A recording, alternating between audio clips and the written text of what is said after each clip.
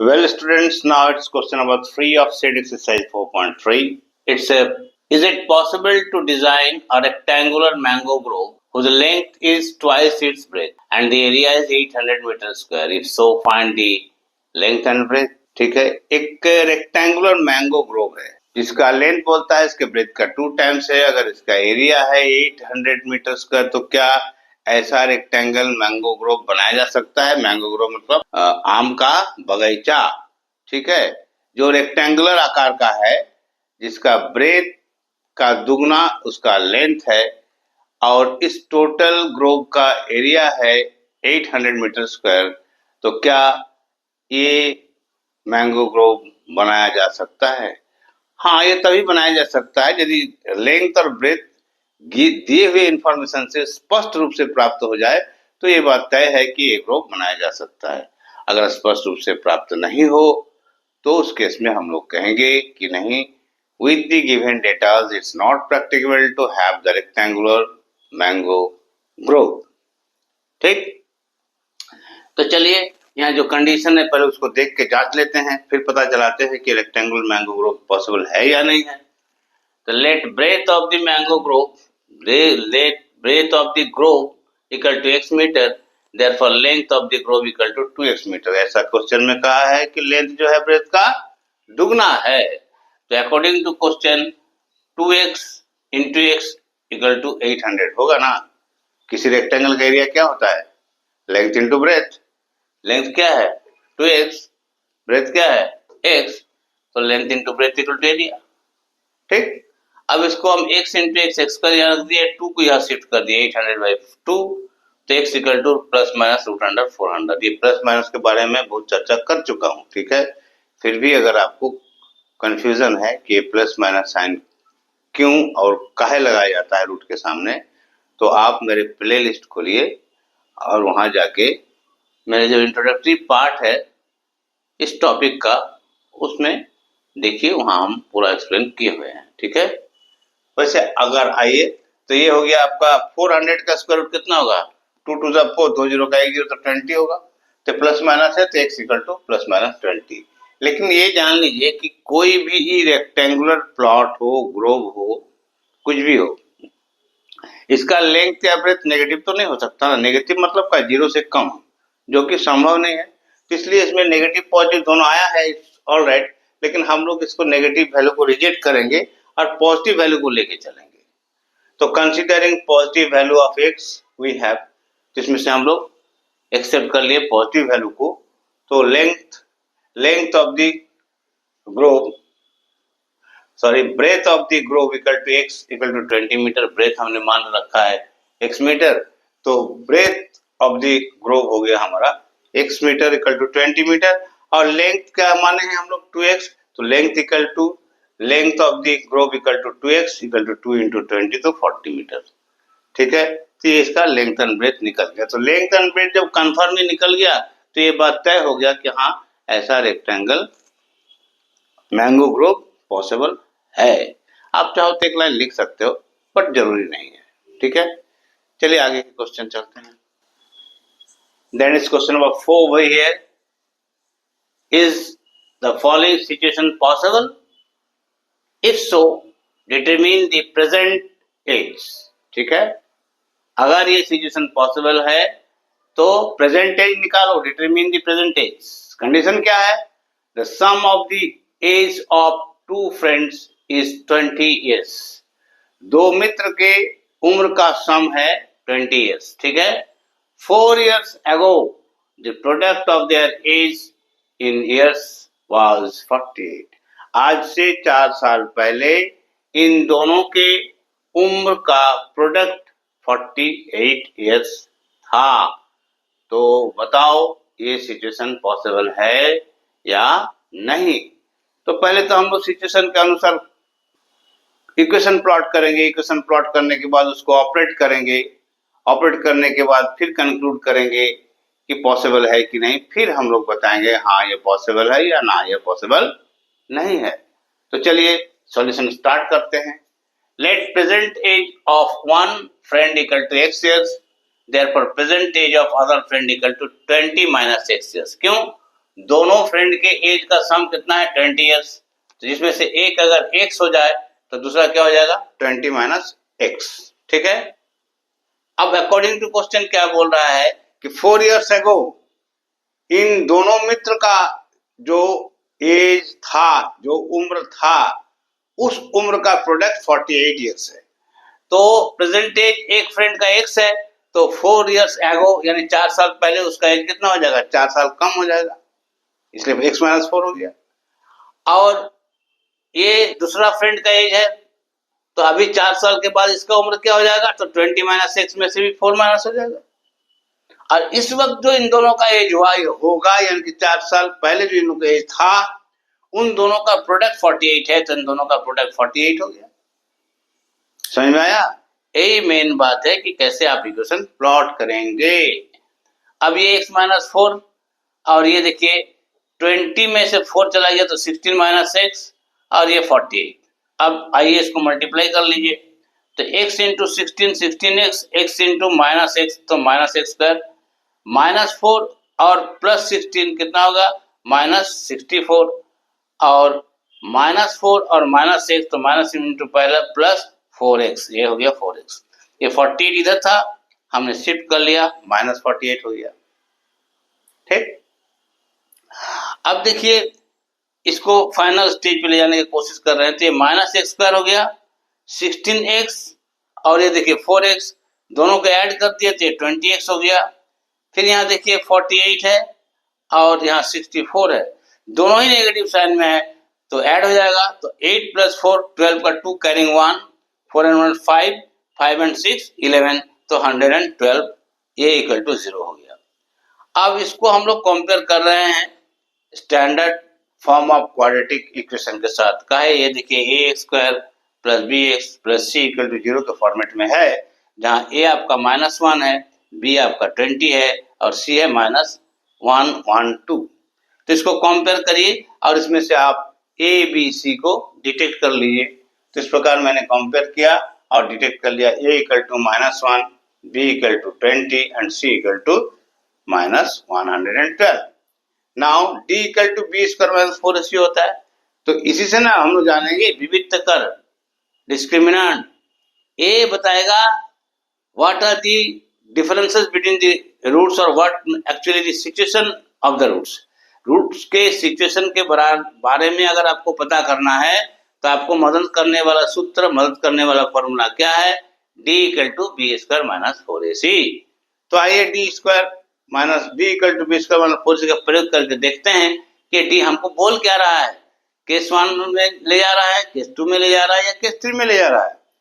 तो चलिए इसके लिए बी स्क्वायर माइनस 4ac, तो ए बी सी का वैल्यू हमारे पास है ऑलरेडी, तो डी इक्वल टू बी का वैल्यू हमने 20 डाल दिया, ठीक है। 4 है तो 4 डाल दिया, और ए आपका -1 है तो -1 भी डाल दिया, और सी आपका -112 है तो वो भी डाल दिया, ठीक है।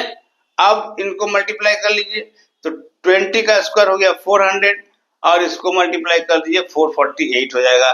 देखिए minus into minus plus, again plus into minus minus, तो ये माइनस हो गया 448, तो 400 माइनस 448 इक्वल टू -48। अब देखिए मजा आ गया ना, यहाँ ये -48 आया तो क्या हुआ, ये 0 से छोटा हो गया। तो when d is less than 0 then roots are not real। ये आप केस नंबर 3 में पढ़े हो, ठीक है, मैं खुद पढ़ाया हूँ, ठीक है। आप थोड़ा प्लेलिस्ट खोल के देखा करो, रिमाइंड कर लो, तो बार बार देखोगे रिमाइंड करोगे तो आपको याद भी होता चला जाएगा, तो रिपीटेडली उसको देखा करो। जब भी आपको डाउट है ये क्या है सर मेमोरी में, चलो निकालो प्लेलिस्ट, आपके पास सारा चीज है, ठीक है।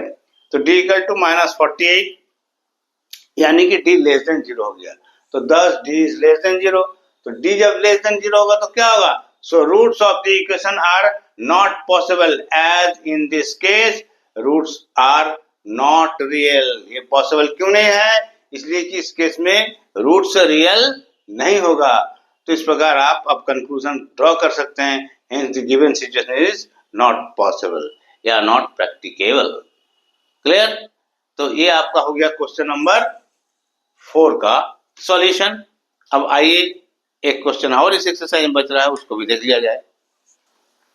चलिए तो अब अंतिम प्रश्न संख्या 5 एक्सरसाइज 4.3 आपके लिए रेडी है और ये एक्सरसाइज का ये अंतिम क्वेश्चन ही है और साथ साथ ये पूरे चैप्टर का भी लास्ट क्वेश्चन है। ठीक है, इसके बाद हम लोग दूसरे एक्सरसाइज में दूसरे टॉपिक में जाएंगे बेटर से। तो चलिए देखिए ये क्वेश्चन क्या बोलता है। If it's possible to design a rectangular park of perimeter 80 metre and area 400 metre square, if so find its length and breadth. क्या बोल रहा है, एक रेक्टेंगुलर पार्क बनाना पॉसिबल है अगर इस रेक्टेंगुलर पार्क का पेरीमीटर कितना हो 80 मीटर और एरिया हो 400 मीटर स्क्वायर। तो क्या ऐसा कोई रेक्टेंगल पार्क बनाना पॉसिबल है? अगर है तो उस केस में क्या करना होगा, find its length and breadth. तो उस केस में उसका लेंथ और ब्रेथ को आप फाइंड करो अगर पॉसिबल है तो। ठीक है, तो हम लोग सबसे पहले क्या करेंगे, जो गिवन कंडीशन है उसके द्वारा इक्वेशन प्लॉट करेंगे, फिर देखेंगे इक्वेशन किस फॉर्म में आ रहा है। अगर पॉसिबल है पॉसिबल कर लेंगे और पॉसिबल नहीं है तो नहीं करेंगे। तो आइए, let breadth of the park equal to x, therefore length of the park equal to 40 minus x। ये 40 माइनस x कैसे हुआ आपको पता चला? नहीं, आइए थोड़ा डिस्कस कर देते हैं। जैसे पेरीमीटर इक्वल टू क्या होता है, 2 इंटू एल प्लस बी होता है। ठीक है, तो पेरीमीटर आपको 80 गिवन है तो ये हो गया 2 इंटू एल प्लस बी। तो ये 2 और ये 80 काट दीजिए 40 हो गया। तो ये क्या हो जाएगा फिर आपका 40 minus length equal to breadth हो जाएगा। तो ब्रेथ या 40 minus breadth equal to length हो जाएगा। तो मैंने ऑलरेडी ब्रेथ को मान रखा है x। ठीक है, तो x इक्वल टू क्या हो जाएगा 40 minus L equal to breadth होता है। ठीक है, तो 40 माइनस और 40 minus breadth equal to length होता है। ठीक, तो ब्रेथ को मैंने क्या मान रखा है x। तो x अगर आप यहाँ पुट कर देंगे तो 40 माइनस एक्स इक्वल टू ये लेंथ हो गया आपका। ठीक है, समझ में आया कैसे आया? रेक्टेंगल का पेरीमीटर होता है 2 इंटू एल प्लस बी और पेरीमीटर आपको 80 गिवन है। ठीक, आपने इसका ब्रेथ को x मान रखा है तो लेंथ क्या होगा उसके लिए मैंने ये डिस्कशन आपको कर दिया। कहा कि perimeter equal to 2 into L plus B होता है और पेरीमीटर आपको 80 गिवन है तो 2 इंटू एल प्लस बी होगा और इस 80 को 2 से काट के 40 हो गया तो 40 minus length equal to breadth हो जाएगा या 40 minus breadth equal to length हो जाएगा। तो आपने ब्रेथ को यहाँ x मान रखा है तो 40 माइनस एक्स इक्वल टू आपका लेंथ हो जाएगा। इस प्रकार आपका लेंथ ऑफ द पार्क हो गया 40 माइनस एक्स। अब क्लियर है? आइए आगे बढ़िए। अकॉर्डिंग टू क्वेश्चन क्या बोल रहा है, area of that rectangular park is 400 metre square. तो 400 मीटर स्क्वायर अगर एरिया है तो रेक्टेंगल का एरिया निकालने का फॉर्मूला क्या होता है, लेंथ इनटू ब्रेथ। तो देखिए ये आपका लेंथ है, ये आपका ब्रेथ है, तो length into breadth equal to area हो गया। क्लियर? अब इसको सॉल्व करिए। 40 into X 40x minus X into X minus X square और ये 400 इधर है इसको उधर शिफ्ट कर दिए माइनस हो गया इक्वल टू 0। कोई दिक्कत नहीं ना? माइनस एक्स स्क्वायर और ये 40x और माइनस 400 इक्वल टू 0। फिर मैंने इसमें से माइनस दो जगह है तो माइनस को कॉमन ले लिया अपने कंफर्टेबलनेस के लिए। तो कॉमन ले लिया तो क्या हो जाएगा x square minus 40x plus है तो माइनस हो गया, माइनस है तो ये प्लस हो गया 400। अब इस 1 को आप शिफ्ट कर दिए इस साइड में बाई 0 बाई माइनस 1 तो ये 0 हो जाएगा अल्टीमेटली। तो फाइनली आपका हो गया X square minus 40x plus 400 equal to 0। ये इक्वेशन हो गया। अब इस इक्वेशन को देखने से आपको क्या लग रहा है कि ये पॉसिबल है? तो चलिए हम लोग पहले x का वैल्यू निकालने का कोशिश करते हैं, देखते हैं क्या आता है। अगर ठीक ठाक आ जाएगा तो हम लोग बोलेंगे पॉसिबल है, ठीक ठाक नहीं आएगा तो हम लोग बोलेंगे पॉसिबल नहीं है। अब एक बात और सुन लीजिए, देखिए मैंने क्वाड्रेटिक इक्वेशन को सॉल्व करके इसके रूट निकालने के आपको 2 तरीका ऑलरेडी रिपीटेडली बताया हूं। जैसे x equal to minus B plus minus root under B square minus 4 इसी के द्वारा भी आप निकाल सकते हैं। और फिर मिडिल टर्म या r plus S R into S factor के द्वारा भी आप निकाल सकते हैं। ये दोनों मेथड का मैंने प्रयोग रिपीटेडली किया है, तो ये दोनों मेथड आपको क्लियर है। अब हम इसको होल स्क्वायर के फॉर्म में कन्वर्ट करना चाहते हैं, थोड़ा एक सिंपल तरीके से इसको फैक्टर करना चाहते हैं। ठीक है, तो आइए देखिए कैसे करते हैं। मैंने क्या ब्रेक किया, यहाँ -40x है और ये 400 है, ये x स्क्वायर है, तो मैंने x स्क्वायर कर दिया -2x इंटू 20, तो 22 का क्या हो जाएगा 40, और ये -40x है, ये देखिए -40 बैलेंस हो गया। तो अगर a स्क्वायर मानिए -2a, तो ये आपका क्या हो गया b, तो थर्ड पार्ट क्या होता है b स्क्वायर, तो 20 का स्क्वायर, यस 20 का स्क्वायर ही 400 होता है, तो मैंने 20 का स्क्वायर लिख दिया। ठीक है, अब ये देखिए a square -2ab plus b square, यानी a माइनस b का होल स्क्वायर हो गया। a माइनस b का होल स्क्वायर हो गया तो x minus 20 equal to root under 0 हो जाएगा। का स्क्वायर का साइड चेंज तो रूट होता है, मैंने कई बार बताया है। तो इस प्रकार आपका x 20 आ गया। तो आप देख रहे हैं का x का एक पॉजिटिव वैल्यू आया है और वो 20 है, यानी कि यहाँ पॉसिबल है। तो so breadth of the park equal to x equal to 20 metre हो गया, और लेंथ ऑफ द पार्क आपने क्या मान रखा है 40 माइनस एक्स, तो 40 माइनस एक्स इक्वल टू 20 हो गया। अब यहाँ पर आपको हो सकता है थोड़ा बहुत कंफ्यूजन कि सर ये रेक्टेंगल है तो इसका लेंथ और ब्रेथ दोनों इक्वल कैसे हो गया। तो मैं आपको ये बात समझाता हूं बढ़िया से, आप मेरी बात को ध्यान से सुन लीजिए। A square is a rectangle in which consecutive sides are equal, इसका ब्रीफ डेफिनेशन है, शॉर्टकट डेफिनेशन है। कोई भी स्क्वायर क्या है, एक रेक्टेंगल है। ठीक है, कोई भी स्क्वायर एक रेक्टेंगल होता है जिसके सभी साइड्स इक्वल होते हैं। तो रेक्टेंगल और स्क्वायर में बहुत ज्यादा फर्क नहीं है। रेक्टेंगल क्या है, रेक्टेंगल अल्टीमेटली एक पैरेललोग्राम है, ऐसा पैरेललोग्राम है जिसके एंगल्स राइट एंगल है, और नेचुरली ये पैरेललोग्राम है तो इसके both pair of opposite side, यानी कि दोनों लेंथ और दोनों ब्रेथ इक्वल होंगे। ठीक है, तो ये हुआ रेक्टेंगल का definition. So rectangle is a parallelogram having angle right angle, ये रेक्टेंगल। स्क्वायर क्या हुआ, square is a rectangle having consecutive sides equal. मतलब स्क्वायर इज अ रेक्टेंगल बोलते हैं मतलब क्या क्या कंडीशन फुलफिल कर रहा है, ये पहले पैरेललोग्राम है, फिर ये रेक्टेंगल है, फिर इस रेक्टेंगल की विशेष बात क्या है कि इस रेक्टेंगल का कंसेक्यूटिव साइड्स, यानी कि दोनों ब्रेथ और दोनों लेंथ इक्वल है, कंसेक्यूटिव साइड्स इक्वल है। तो ये तीसरा कंडीशन लगा। लेकिन ये जो आप कंडीशन लगाए स्क्वायर में, इसमें देखिए ये पैरेललोग्राम होने का भी कंडीशन को फुलफिल करता है, रेक्टेंगल होने का भी कंडीशन को फुलफिल करता है।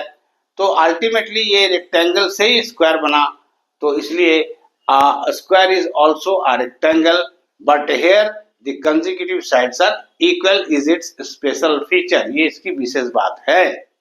इसलिए आप यहाँ कंक्लूजन ड्रॉ कर दीजिए इस बात को, जो आप समझ रहे हैं, जो मैंने आपको समझाया हूँ उसके बारे में एक लाइन आपको लिखना तो पड़ेगा। तो ये देखिए मैं लिख दिया हूँ, thus it is possible to design a rectangular park with equal length and equal breadth। ठीक है, क्योंकि ये भी जानकारी हम लोगों के पास है कि एक रेक्टेंगल ऐसा हो सकता है जिसका लेंथ और ब्रेथ इक्वल हो सकता है, तो इसलिए ये पॉसिबल है।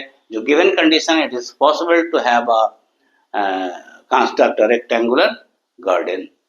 ठीक है, with its given information as perimeter is 80 metre and area is 400 metre. ठीक है, तो चलिए इस प्रकार आपका क्वेश्चन नंबर 5 का डिस्कशन पूरा हुआ, और ये एक्सरसाइज भी पूरा हुआ, और ये चैप्टर भी पूरा हुआ। अब हम लोग आगे की चैप्टर की ओर चलते हैं।